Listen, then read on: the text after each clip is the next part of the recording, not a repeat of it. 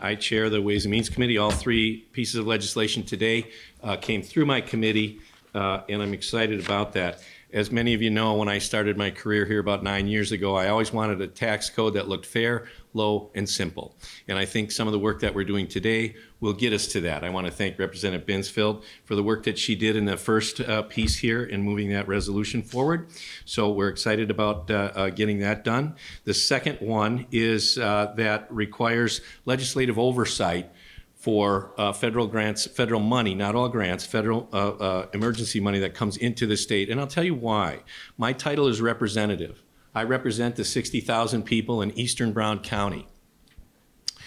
When when it was decided to spend money on broadband, there are some rural districts in my area that could have benefited from broadband expansion, and yet I had absolutely no input in the decision on how that money was allocated throughout the state.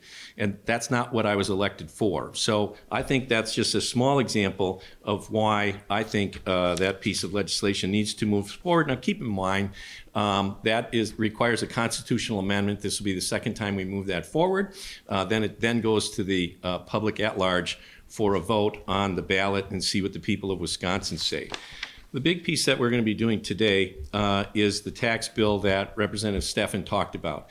And again, I think it's a wonderful opportunity for Wisconsin to become much more competitive. In addition to my role as chair of Ways and Means here in the state of Wisconsin, I was for 6 years the chair of the Budget and Revenue and SALT Task Force for the National Council of State Legislators. I also sat on the Fiscal Leaders Conference Committee for that same period of time. And I can tell you where the rest of this country is going. And right now, with our highest tax bracket, even if our highest tax bracket at 7.6 right now is extremely high, we are ranked 9th highest in the state.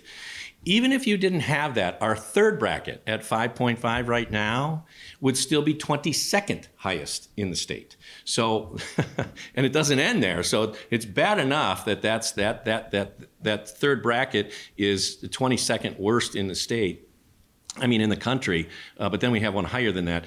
But our purpose today, as Representative Steffen said, was to listen to the governor, so we aren't touching the top bracket at all, but moving that bottom bracket out. And I think that will get us closer to a fair, low, and simple tax plan.